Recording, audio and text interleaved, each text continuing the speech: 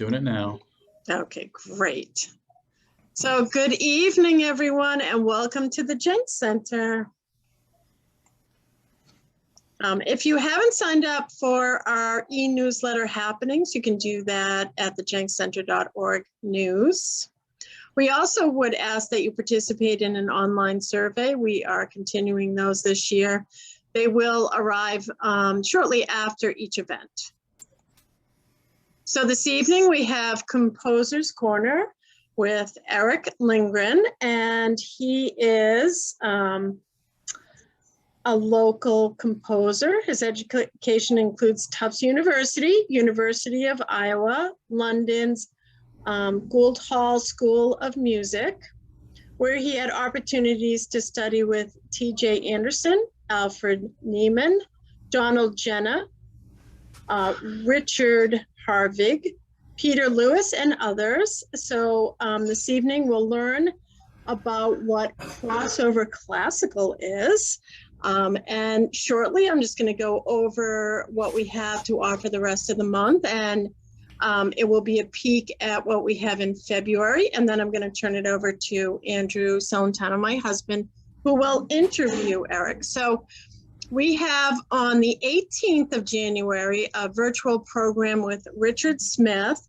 He's going to do Thoreau's first year at Walden Pond. We have, we have Eli Portman back to do a two-part series on acrylic painting. And that's the 23rd and the 30th. That's a Sunday morning, 10 to 11:30. We have the Many Phases of Meryl Streep with Deborah Bloch. And then in February, we have 2 in-person and 2 virtual. So on the 1st of February, we're going to have Diane Therese do a history of clothing, top to toe, and she's going to bring her pieces that she's created and tell us all about that, and also add the music of the time to the clothing, excuse me. We have a virtual program, Composer's Corner with Dr. Elizabeth Austin, and maybe towards the end, Andrew can talk a little bit about her. We have an in-person Valentine's Day traditions in Boston with Anthony Zamarco. He's written a book that's coming out shortly, so he's going to be here on the 15th in person at the Jenks Center, which is in Winchester, if you're not aware of that. That's in Winchester, Massachusetts. And then we have a virtual Chinese New Year celebration with Jennifer Zhang. She's going to come and share that with us, but we're also going to add my Tai Chi students to that. So we're going to have a little footage of what they've been doing over the last 2 years. And I would like to thank the Cummings Foundation for their generous grant that makes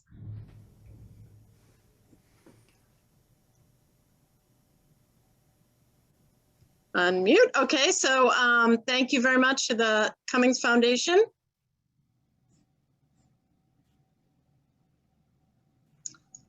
All right, and then I would like to thank Philip Belt, who's our director, Maria Rutnam, who's our WSA manager. That's the Winchester Senior Association. We have Nick Asaro, who's our facilities manager, Vicki Druggis, who's the administrative secretary. We have Kathleen Schneller, our administrative coordinator, and Sue Clark is our transportation coordinator. Patty Santos, our senior clerk, and Suzanne Norton is our social worker, and Colleen Wages is our registered nurse. So right now I'm going to stop sharing and turn it over to Andrew, who's going to continue the program. Thank you to my wonderful wife. I apologize, I muted you for a minute there. That's okay. Accidentally trying to admit somebody and hit the wrong button. But we got a lot of great friendly faces here, great people that we've seen before, and some new faces too. So thank you for that. I am really excited about tonight. Erik actually was our first interviewee back over a year ago, and we forgot to press the record button. So to this day, I owe him another interview. And of course, we probably want him back every year because he's always creating new material. And what I love about Erik is he covers, talk about a crossover classical, he covers a lot of genres and has done everything from jingle music to cerebral rock, I guess you would call it, like Yes and things like that.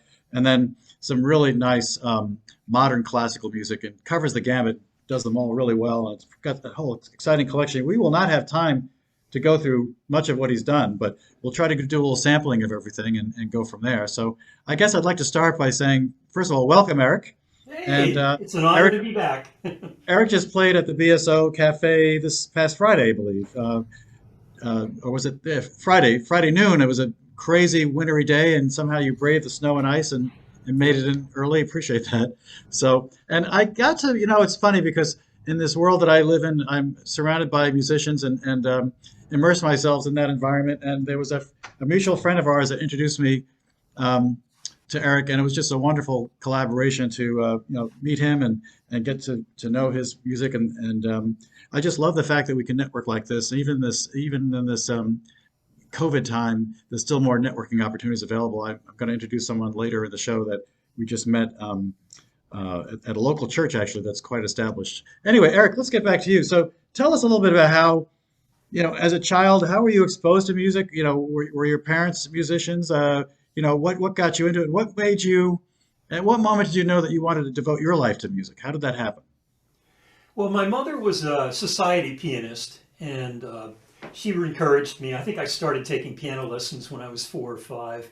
And my dad, even though he was in the shoe business, when he would go to places like New York or whatever, he wouldn't think twice about getting tickets to see the New York Ballet or catch a concert there. He was very culturally active, encouraged by my mom. But basically, I took piano all through, and I started composing probably in 10th, 11th grade, around there. I had gone to Northfield Mount Herman, actually Mount Herman at the time. It hadn't merged with the girls' school. But I went there, and I've been very fortunate to have some very wonderful people as mentors, studying with Joseph T. Elliott there in my early years. And then I studied when I went to Tufts University, which wasn't necessarily a music school, but I studied pretty much under the tutelage of T.J. Anderson, who, again, is pretty much my mentor, wonderful composer, and we still have a bond to this day. So you mentioned some names that I don't know, but I know from just your past discussions that these are great people to study with. But tell me about some of the influences you had in terms of bands. I know some of the bands like Yes, for example, was just absolutely amazing cerebral rock music that I'm still fascinated by. What were the other influences you had, in terms of listening, not teachers directly, but what influenced you outside your normal academic, training, would you say? Well, it was funny because when I went to school, my 9 to 5 life was, studying Beethoven and Mozart and Debussy and, Stephen Reich and everything like that. But then I had my sort of 5 to 9 life where people that know me know that I'm a diehard aficionado and archivist of 60s rock, psychedelic rock, garage rock. It makes absolutely no sense. But, I also, we won't get into this discussion, but I run a record label. And I have about 7 dozen reissues, which document a lot of the obscure bands. I kind of call them the foot soldiers of the 60s, or the bottom 5,000, a lot of very obscure music I reissue on my record. I also love your sense of humor. I believe you call that arf arf records, right? Well, as a dog barking or something. Well, I kind of like in the record label, if something's good, I want to sniff it out, There you go. I love it. Like a dog, That's great. So I'm at the risk of embarrassing you. I'm going to show a very early piece where you were in a band. Do you want to give us? This is back when you were really young in your hippy dippy age, I guess you'd say, or whatever. But do you want to share with us a little bit about? Just a real quick little introduction. I had gotten out of graduate school in '77, and basically I wanted to start a rock band that was mixing real contemporary classical music, almost the music of Anton Webern, with like a punk rock sensibility. And I found some like-minded individuals, and we were called the Moving Parts. And this is a little excerpt from our last performance in 1978.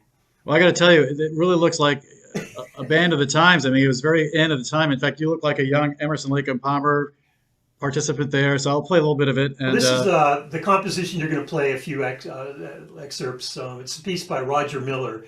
This is called Max Ernst. And Roger and Clint, 2 of the Moving Parts, later formed the Boston band Mission of Burma a year later.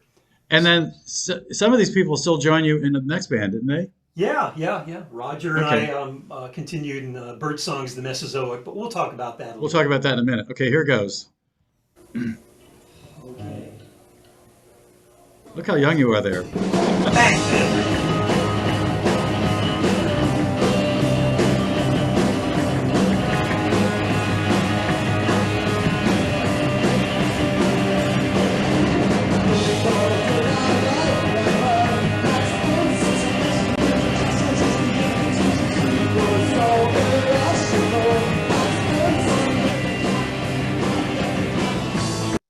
Okay. I just thought I'd show a little bit of that. You obviously have progressed a lot since those days, and there's a lot that you've built over time and offered. And Well, if anything, I have shorter hair, so. yeah, good to see your roots back there Hey. and how you started as a young kid, basically. But let's get into some of the more serious stuff. I'd like to now share the screen and get into this is something that. Oh, sorry, wrong screen here. Bear with me for a second. Well, okay. Let's see. Where is the one I wanted to show next? Oh, I wanted to actually play this excerpt from your Scores album. Now, I love this. I don't know if you can see these. No, I guess you can't see this. Let me share the screen again. I love this album. It's called Scores, and here you are jumping up in a ball field. And I think that's about as close as you got to playing sports. Am I correct? Yeah, I was varsity swimming. I used to do that. Oh, there you go. And, Well, I still swim, but no, I'm the least person that's into competitive sports. I like to play on words, and then you have one here on the back. This is definitely not a sports move. You're hanging on the goalpost for dear life. But anyway, this is a great song. I just loved. I always like to listen to my interviewees' albums in the car while I'm driving, and I couldn't help but just feel the wonderful colors and the scenes of this. And it just felt to me like I didn't even know the title of it. I was driving, but afterwards I read it was Scenes from the Nemasket River. Do you want to talk a little bit about what that's influenced by and how you came about the Sure. concept? Yeah, I live in a town called Middleborough, and we have a little brook that basically goes through the town. It's called the Nemasket River, and it starts at the Assawampset Pond, which is kind of in Middleborough, Lakeville area. And basically, I wanted to follow the path of the river. There's a piece by Smetano called The Moldau, which is all about this grand river in Europe, Eastern Europe. And in essence, it's sort of paying homage to that, where you're following it, this whole river until it meets the Taunton River, and then it goes out to the Long Island Sound eventually. Excellent. So this is now on my CD player, so bear with me for a second. I just have to kind of get into it and turn it on.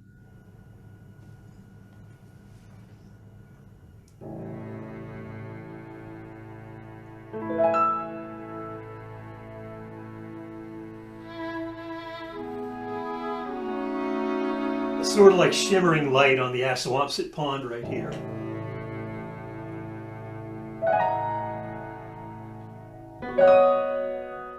I love it.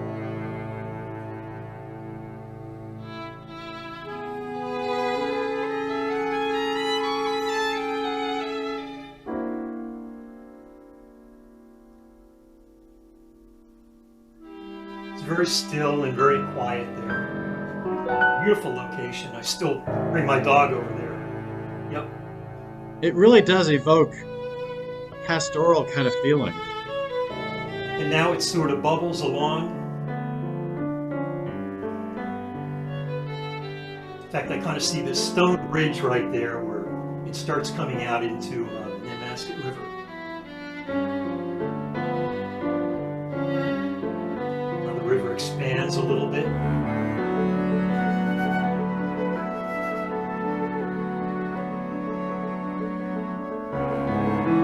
There's that bubbling brook kind of motor river.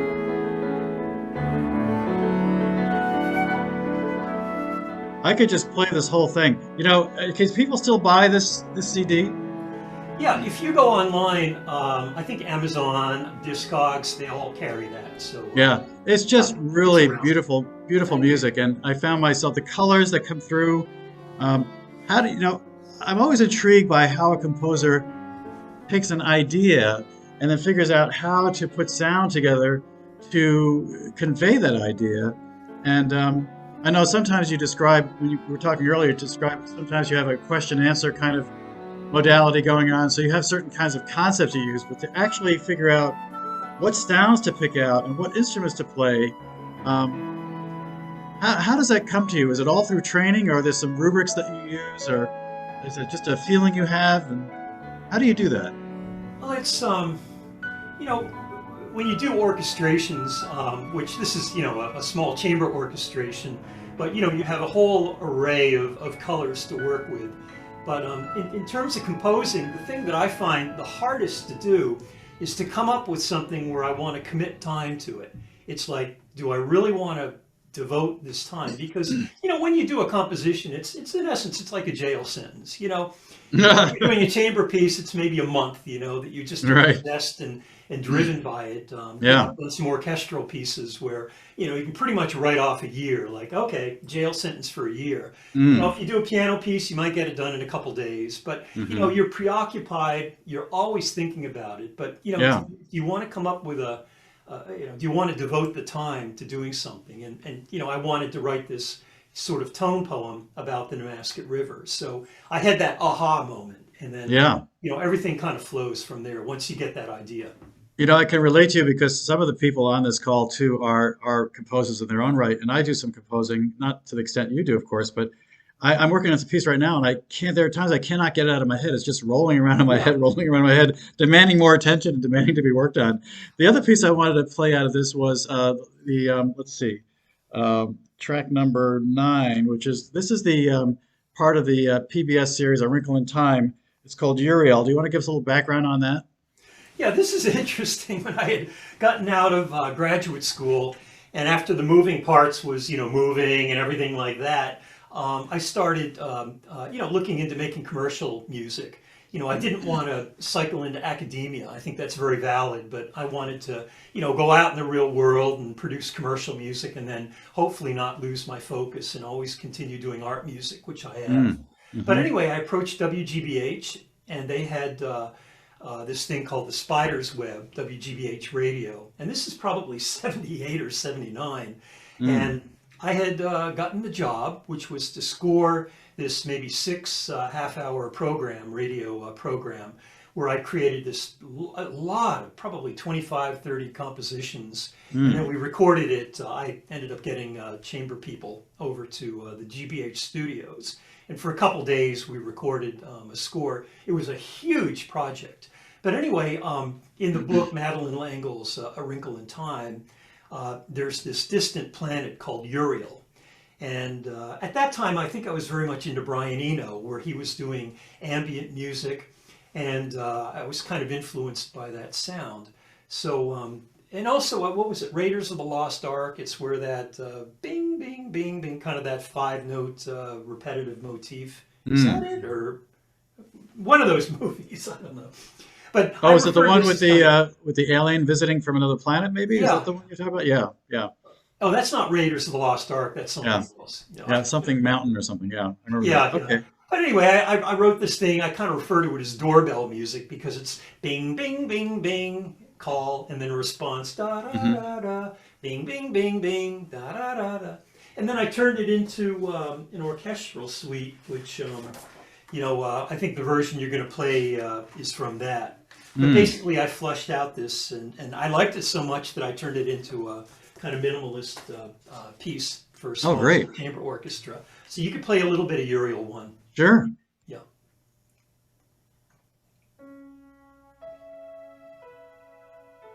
There's the doorbell. Mm. There's the response.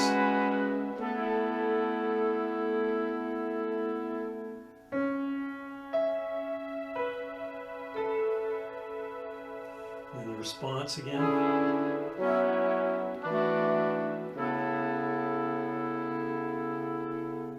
And the doorbell.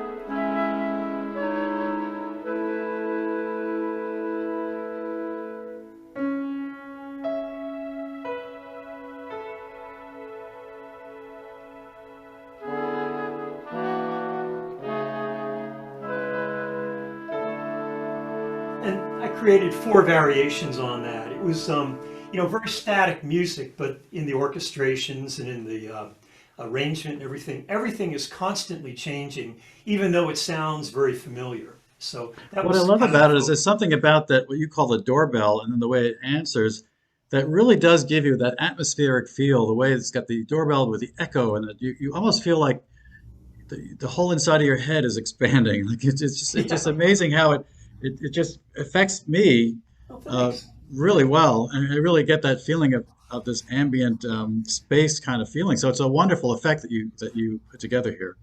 Well, I was So let's very much into Brian Eno had an album. It was called Music for Airports, and I'd say for about 2 years, that's about all I listened to. It was this wonderful ambient music that was intended for airports. I think it actually was in a European airport or something, but I just wow. loved it. So So I wanted to play. Let's see. You have this whole concept called bird songs of the Mosazoic. Do you want to talk about that a little bit? yeah, we had the moving parts. That was basically Roger and Clint, myself, and a drummer Bobby. And then those 2 guys, Roger and Clint, they wanted to basically rock out. So in 1979, they formed the band Missioner Burma. And in 1979, I had really kind of gotten into doing commercial music, and was starting to get some pretty good credits. I did a big score for the Boston Globe. I did Waltham Cameron Stereo, which was a big jingle in New England. And started getting. I did the Grossman's commercial, so I was really doing a lot of big commercial things for New England media. But then a year later, I got a call from Roger from when Missioner Burma was going. He said, everyone knows me as kind of a post-punk rock guitar player, but they don't realize that I'm also a pianist. So he said, why don't we try to record a few of my compositions, Roger's pieces? So he came to my studio and we did a couple pieces. And then that ended up coming out on a compilation in Boston. And then it warranted some live performances. And then next thing you know, we had a quartet. And we were a very unique group. We're still together of sorts. But basically, the original Bird Songs was 3 keyboards, guitar, and an exploded drum kit with percussion. And then we were also using drum machines. So it was very unorthodox. But we toured, we did a lot of recording, and it was, it's still kind of its own thing. Now, before I forget, tell us about this album cover because I just Oh, loved your story on this. well, we had, the cover here. I grabbed this CD. You can see it on Andrew's there. Mm. But basically, we played a performance.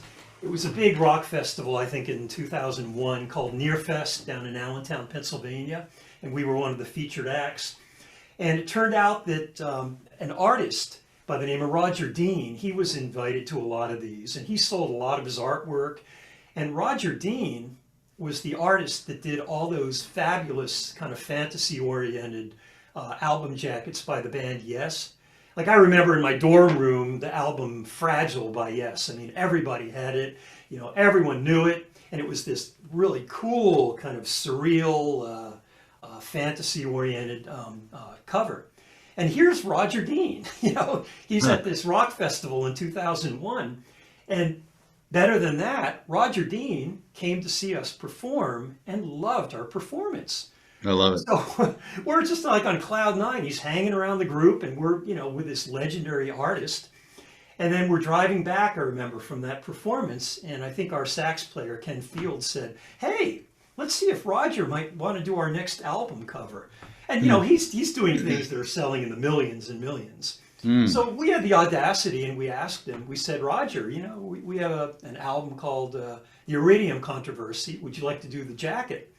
And he said, yeah. And then we're like, oh God, we can't afford you. So we worked out a financial agreement.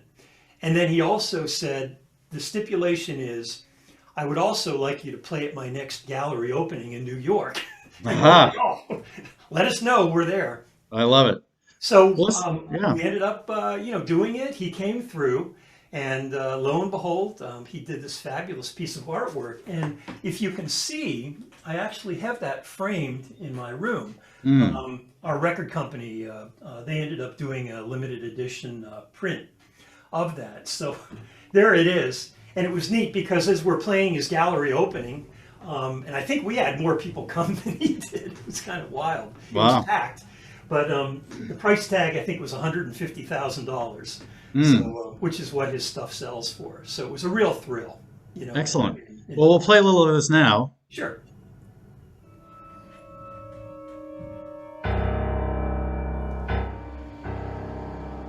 This is a piece by Rick Scott. But, Oh, so this is not your it's piece. Okay. We won't spend a lot of time on this then, if it's not your piece. Hang on a second. Real Go get cool. out. Okay. So let's see. Where's the one that you? I want to show the one where you're playing. Where is it? Ah, here we go. This is one where you're doing Great. with this bespoke consort group in 2017, and this is you at the piano. I love this view. Let's play We're this. jumping around a little bit, but basically, with chamber music, it's one thing to compose, but it's another thing, to perform and to get the music out and about. You don't want music to just kind of sit in manila files, never to be touched. So I have a quartet. It's got flute, Thomasine Berg. It's got vibraphone, Vesela Stoyanova. It's got cello, Valerie Thompson, and myself on piano. So we've done a lot of playing, a lot of tour. Well, not necessarily touring outside the region, but we've done a lot of playing. And we went and did a video shoot. And this is a composition. I think you have Grand Tango A Go-Go scored. Okay, so this is not. I know you have another one where they're playing one of your bird song of the Mesozoic. Oh, That's yeah, not. yeah. Okay, if you we'll want do to jump this. to that one. It's called Let's do that Toccata. first because I want to be consistent with the bird songs of the Mesozoic. So this is called Toccata with a P in front of it. Yeah, as this is terror- a birdsong piece I that I love it. arranged for the Okay, group. we'll play this next. Sure.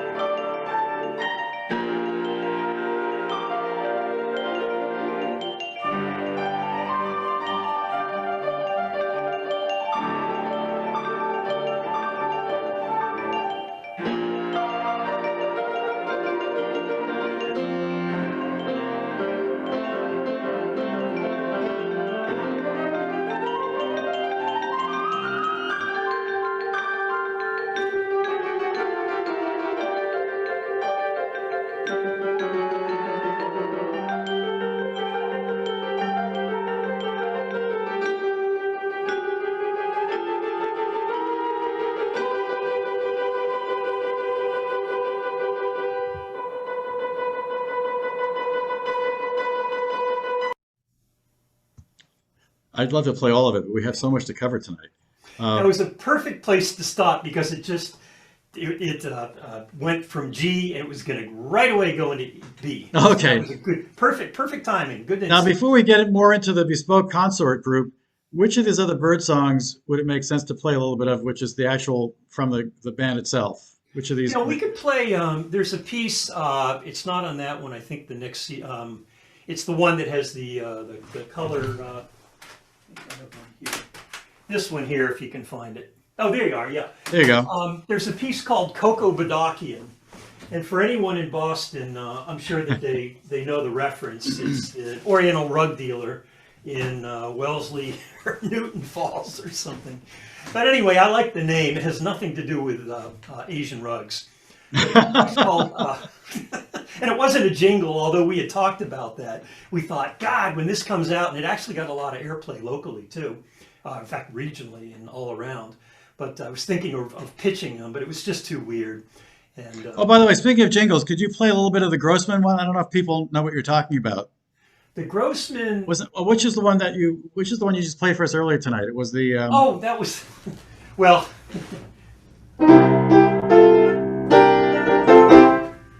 Don't you just love a bargain? yeah, Whenever you hear that. From the Christmas tree shops, right? Yeah, that was the Christmas tree shop, yeah. Which, by the way, I guess I'll come clean. You know it's the Christmas tree shop. Don't you just love a bargain? But for any good 60s rocker, talking about my generation. Yes, yeah, exactly. So, but I'm sure the Who stole it from Chuck Berry. Yeah. It's a timeless thread. It goes on and on and on. Well, here is the bird songs of the Mesozoic fault line.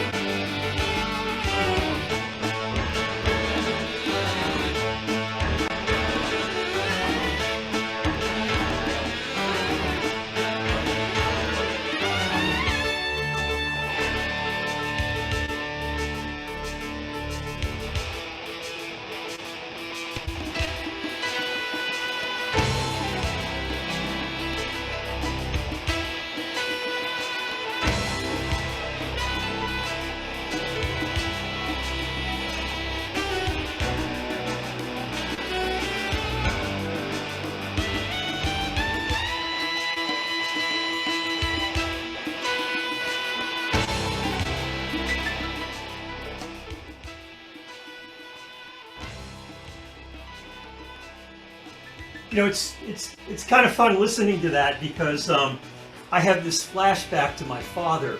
One thing about bird songs is a lot of our compositions are, I kind of call it motor rhythmic, where there's a driving rhythm, ba ba ba ba ba ba ba ba, or da da da da da da da da da da da. Or this one.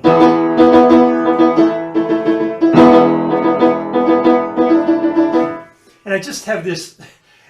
My father, who, he appreciated the band. I don't think he really knew what was going on, but he always used to go, "Oh, bird songs, it's always da da da da da da da." He'd always kind of shake and like, "Oh yeah, well, we're sort of a motor rhythmic band." So that's cool.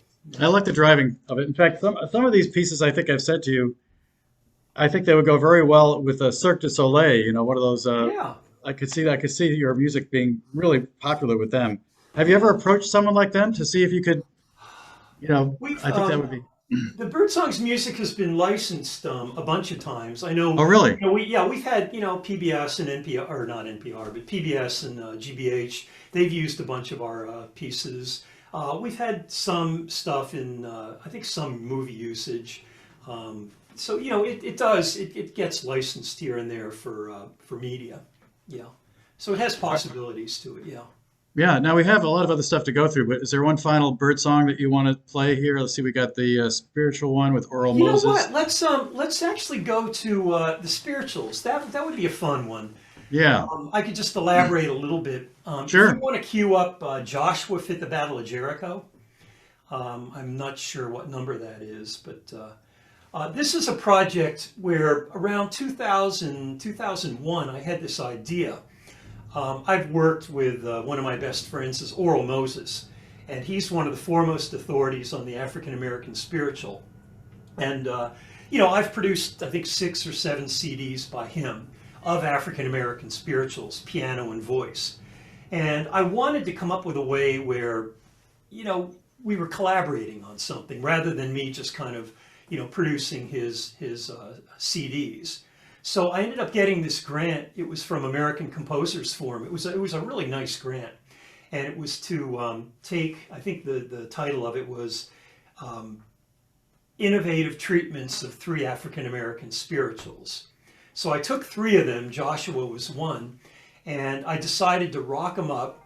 I decided to, since spirituals were just melody, they never actually had arrangements to them back in the day.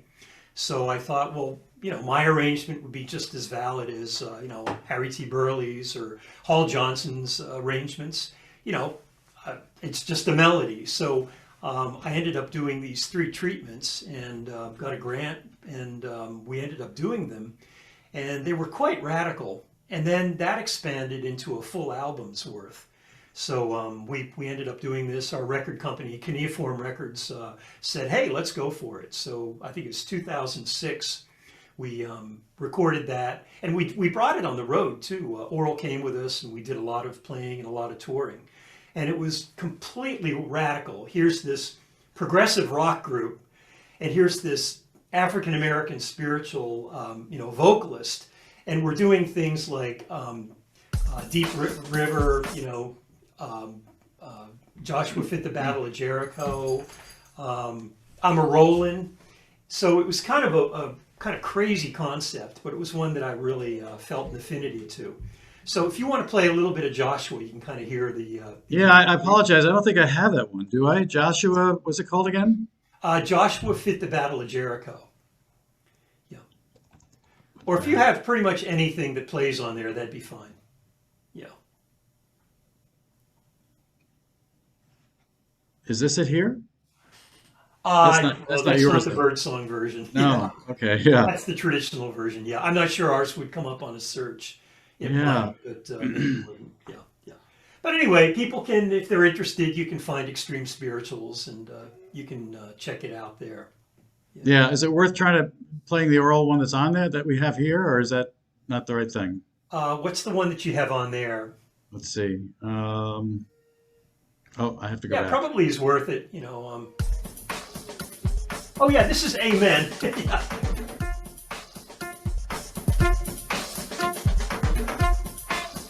I took the melody of Amen and I chopped it up into these little nuggets, and then sort of created a minimalist piece out of it.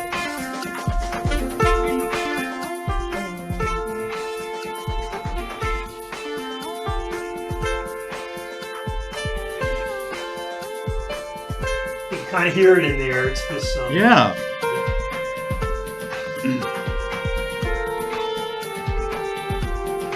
So the first half of it is instrumental, and then oral comes in. It's sort of our final piece where he's coming in. There we go. Wrapped in a manger on Christmas morning. Amen, amen. Now he's at the seaside, talking with the elder men. He made them disciples. By the way, I love this album cover. Thanks. Who did that? You know? Diane Menyuk, the guitarist's wife. Wow. She did a great job, yeah. Very nice. So it's Okay, it's Amen like you've never heard before. Yeah. Sort of Steve Reich or Philip Glass kind of minimalist arrangement, all kind of broken apart. It's very much like Steve Reich's piece in C, where you have the melody. you repeat that a little bit, and then you repeat that a little bit, and then you repeat that, and then, so it had these little germs, and then, you know, everything just kind of works, you know, it's all kind of in the key of F here. So it's this minimalist mush, if you want to call it. I just love the way you can layer on things and Yeah. do things, and it obviously takes a creative mind to really get all that to work together. There's Well, a again, couple that's of the whole idea where, you know, if you come up with an idea that you really want to devote the time to. I remember when I came up with the idea, let's mix African American spirituals and progressive rock. That was kind of wild. And then, you know, after picking the spirituals, Amen, I just thought would really work with that treatment. So, you know, once you come up with that idea, then you're off and running. So, Now I just realized I haven't been sharing recently, have I? Are you seeing the actual screen with the album yeah, I'm cover? actually seeing the album cover there. Yeah. Oh, you are. Okay, Mhm. I wasn't sure because I wanted to now get into your next album, or not your next album per se, but let me see if I can get. I want to get to be. I want to be able to show you. I'm sorry. How do I shut this off? I want to be able to show the album cover, but I can't get my face back up here. So anyway, the Frankenstein Consort. Do you want to talk about that a little bit? Classical a go-go? Yeah. When I This play the is, song, it'll come up.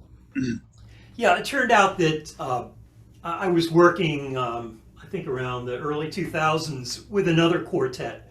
It was flute, clarinet, and bassoon. And I was doing piano. And it was three women. And again, what I wanted to do is arrange some pieces, birdsong's repertoire. I'm very big with the composer Raymond Scott. He's somebody that a lot of his music he wrote in the 30s. He was a very popular composer, our parents' generation.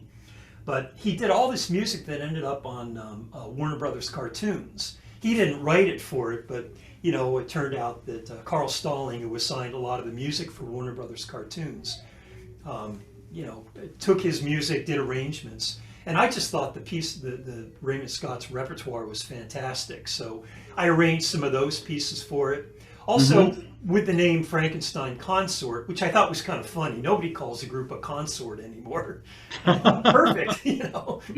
But we did the, you know, the Edgar Winter piece. The Yes. that one, you know. We did Frankenstein, which is funny. Yeah. So it's just taking classical aesthetic and sort of kind of kicking it in the butt, you know. Yeah. Now I don't know if people can see my screen or not, but this is the album cover. Yeah. Yeah, I love that artwork, you know. Yep. You wouldn't really think it's a classical album. You wouldn't really, I don't even know what you think it is. But It's called Classical a Go-Go. I love that. But I do want to play two pieces, but one of them, the 100 Years of Excellence, I noticed is also played by your bespoke concert group, so maybe we'll save that for that. But I thought what I'd do is play the Baroque a Go-Go. Do you want to talk about that for a minute? Yeah, this is a piece, this is really one of the first compositions that I wrote. And, you know, I can't say it's a real original piece, but it's basically an homage to, you know, Baroque music. It's kind of a parody, you know.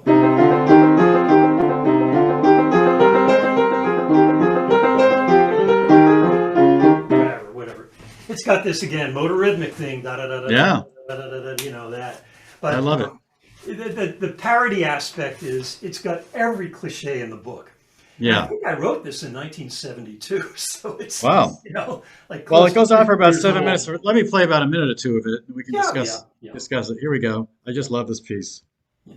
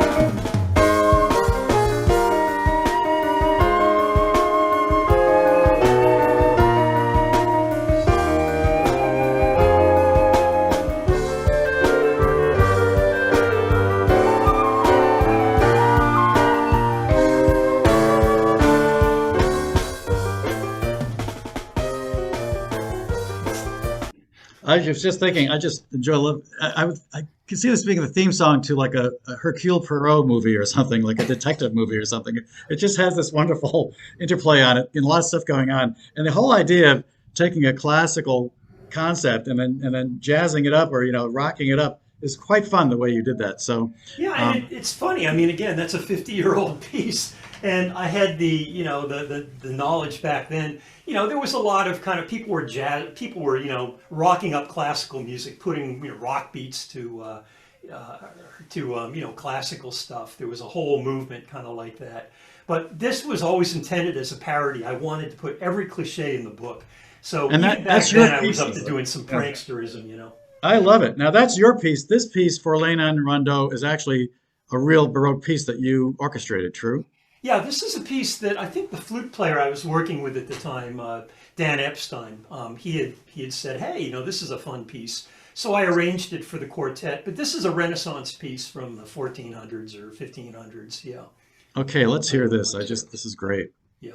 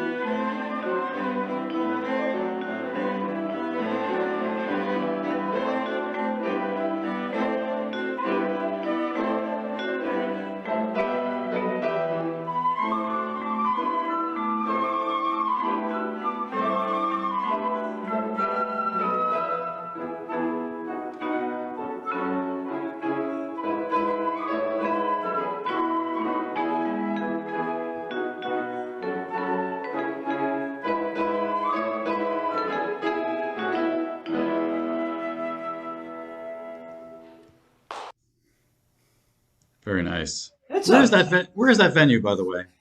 part. That's the Fuller Craft Museum in Brockton. They Hmm. have I call it a battleship. It's this 9-foot piano, and you have to really play soft, otherwise Yeah. you'll just blow everybody out of the room. I know they had that in the BSO Cafe, and it was crazy hard to play. Ah, We had to keep the whole thing closed, and yeah, you got to play a yeah, lot softer on those big yeah, beasts. The battleship. Yep. Yeah.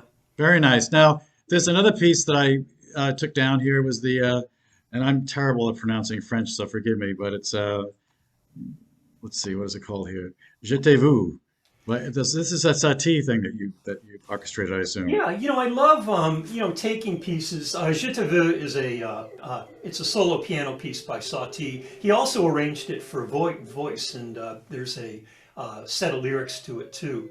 But it's really fun to arrange, for ensembles. I mean, I find composing is one thing, but arrangements, it's really it's another thing that I get great pleasure out of doing. Yeah. I hear a dog in the background. Is that your dog? That's my dog. He's singing along, you He's know. singing along. I love it. He Okay, is. so let's play some of this.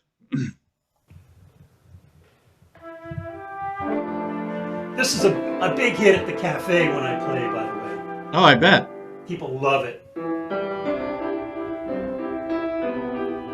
Waltz.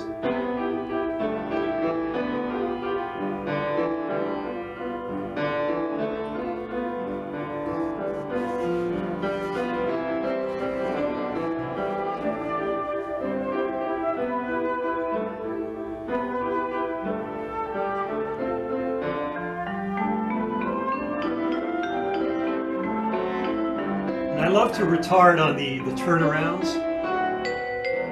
Yeah.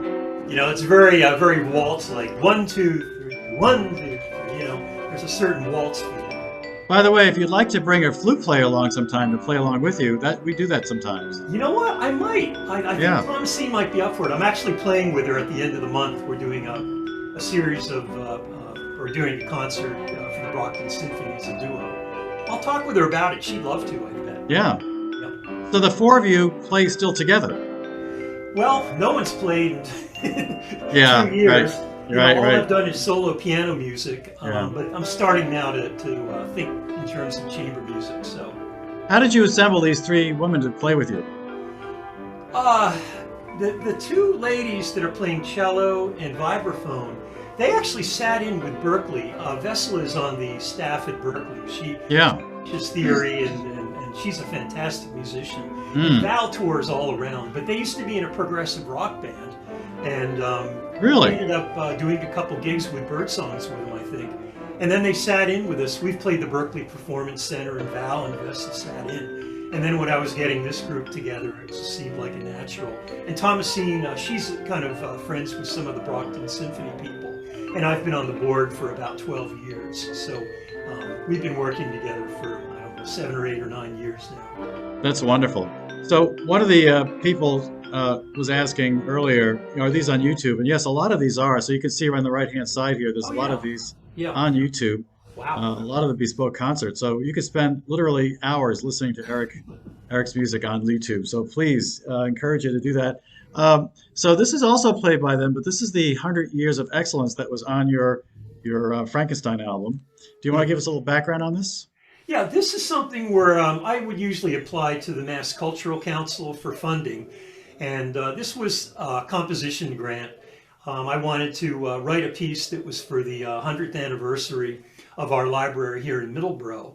And the library came up with some funding, and I got some cultural council funding and wrote this piece. And this is one where you mentioned Cirque du Soleil. This is one that I think would have potential with them too. It's very frenetic and always changing. Again, it has that motorrhythmic thing going along. Yeah, Yeah, you can play a little excerpt from this. Yeah, sure. yeah.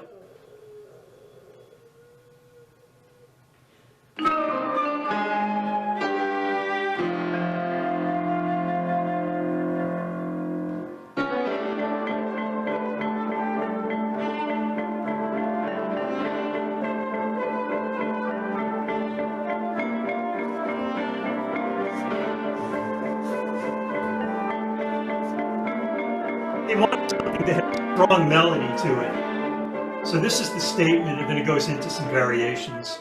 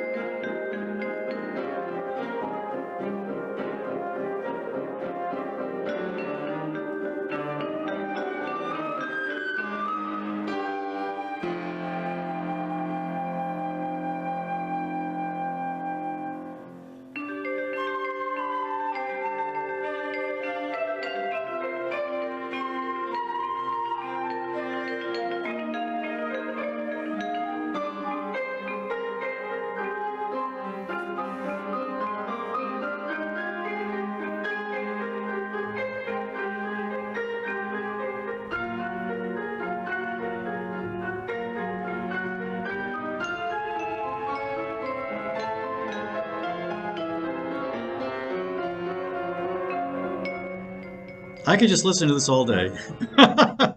So now I don't have a perfect pitch ear, so I don't know, but it almost sounded like you took the melody sometimes and reharmonized to different chord structures underneath. Is that true? It Oh sounded like yeah, yeah. You know, yeah, I'm one where, you know, I never like repeating the same way. So, yeah. you know, the melody comes back and it's always kind of transmogrified. So, It's yeah, great. that's one of my traits in composition. Yeah. Yeah, Always change things, you know. I Yeah. love it. Thanks. Let me get out of the share mode here if I can. Let's see. Oh, that's a nice image. Wow.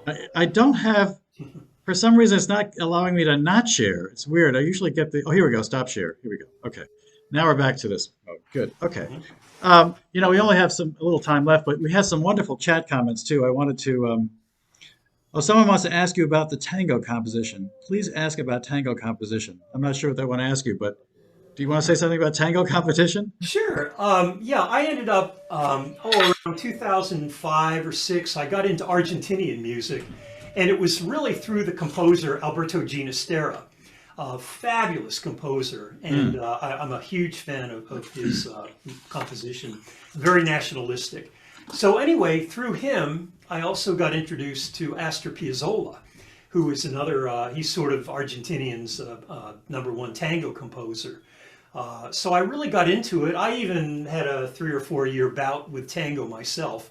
I'm tango challenged, but I got to a certain level. You know, I really took it seriously, and I don't know, for 4 or 5 years, I was, you know, okay. I got to be mediocre, but it was more to kind of, you know, dive into the tango world.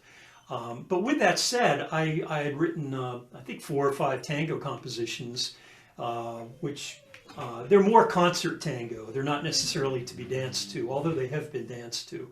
One is called Tango a Go-Go. One is called Tango Elegy, which are 2 words that you don't necessarily associate together. There's Tango O, and 1 or 2 others that I wrote. But I really got into tango for a period of time through the Argentinian connection. You know, my wife and I took ballroom dancing for a few years, and the tango is our favorite dance, and it's really quite, it can be quite elaborate. And I just love it. Well, I was doing Argentinian tango where you just kind of meld together, you know, with the dancer and you feel. And, you know, I got to a certain stage, but you really have to keep up with it, and I haven't been dancing, especially, you know, with COVID around. Yeah. So here's a question coming from Avi. He's wanted to know, do you sketch out an entire piece, or do you start at the beginning and just kind of proceed along the way organically, or how do you go about? How would you say You know, you go I about really doing do kind of just, I might have a rough idea where I want it to go, but it? it's more organic. You know, it's taking something and just kind of developing. Now, you know, again, the whole idea of a backbone of a composition is really kind of imperative for me. I'm going to be performing at the end of the month with Thomasine. I have a composition called Greetings from Elizabeth Tower. And anyone that knows what that is, Elizabeth Tower is in England, and it's where Big Ben is held. So the whole theme that I'm using is Love it. a 16-note thing that's made up of 4. And to me, it was like, oh, this is really a perfect theme to make a theme in variations. So we're going to be doing excerpts from Greetings from Elizabeth Tower on that. Where is that going to be? Can the public see it? Yeah, that's open to the public. We have our Brockton Symphony concerts. It's at Central Congregation Church in Brockton. It's on the west side of 24, but we'll be performing excerpts from there. It's about a 25 or 30 minute suite, but we're just going to do maybe about 15 or 20 minutes of that. What day and time is that? Sunday at 3 o'clock on January 30th. Excellent. Okay. It's there. Yeah. Yeah. Do you have a favorite key you like to compose in, or how do you pick keys when you decide to do something? Wow. Andrew, I have never been asked that question. I'm off guard. Well, I guess I can elaborate quickly. I will use not necessarily keys. I use what's called tonal centers. You know, functional harmony, we know, which is the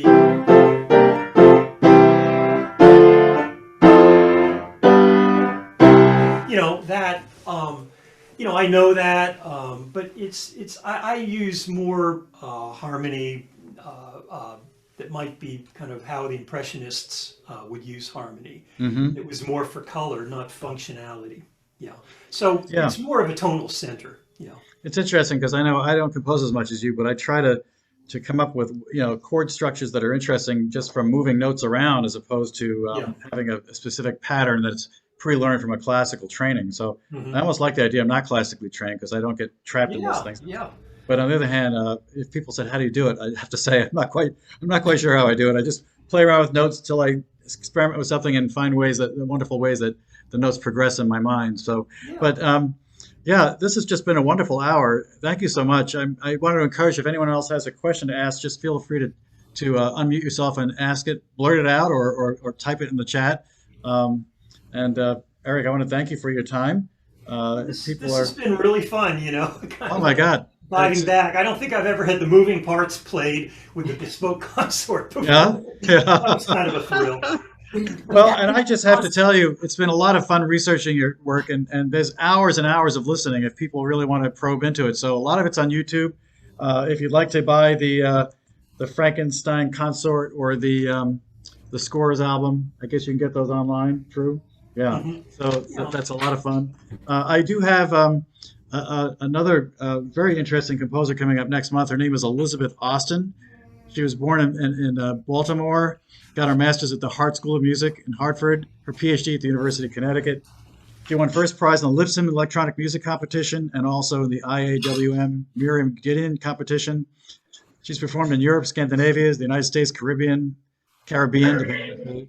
and multiple scholars have written about DMA dissertations on her music, and she's featured in the book Women of Influence in Contemporary Music, 9 American Composers. So Hilda and I ran into her at the local church that we are now living near, and she's the organist there, but we were quite surprised to find she's actually very well known and has some wonderful music. So Erik, thank you so much again. This has been a very enjoyable hour. I get the Always pleasure a of listening. pleasure, Andrew. I have a question. Yes, okay. Amanda. Yeah. Where are the CD that you have all the tangos? And I love that piece, the Jet View, because this is the kind of music that my husband used to play. He probably loved that something like that. Yeah, do you have an album do you have a particular CD that has all 4 of those tangos on it? Yeah, there's one CD. I don't know if you have this one. This actually is I thought I had it. I guess I don't. Anyway, it's called Bespoke, and that's one. If you the word bespoke, and if you Google my name, that has the tangos on it. So you should be able to find that. But thank you very much. Yeah, I love tango music, and the Je te veux, I love that piece too. I'm a very big fan of Erik Satie's, as I know you are too, Andrew. Yeah. How can you not be? He's Well, in fact, as you may know, I took one of his pieces and started out playing it, and then turned it into this cacophonic symphony of sound to basically. neat.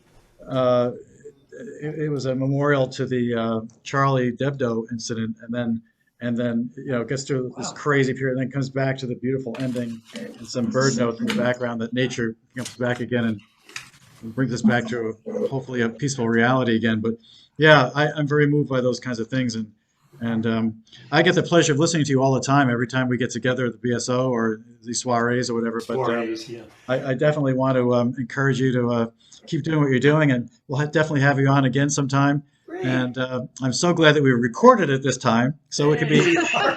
I'll have to see it. See what I said. We will post it. Stupid. We will post it online, and people will be able to see it again and enjoy it. And also people that weren't able to come tonight, because we had over 70 people sign up, and I can tell some did not show up. So those that could not attend, and others can see it in the future. So thank you for letting us do that, and thank you for giving us all your time tonight and all the preparation you and I did over the last couple of weeks. So this has been wonderful. So thank you all. I'm going to turn it over to my wife at this point just to wrap things up. And I personally just want to thank you all for your support and time tonight. Thank you so much. Thank you, everyone. Thank you for coming. We'll see you next week. Thank you for a wonderful program. Thank you. Bye. Thank you for listening. Thank you. Bye, Be in touch. everyone. Thank Hey, you, everybody. Erik. Take care. Thank you, Andrew.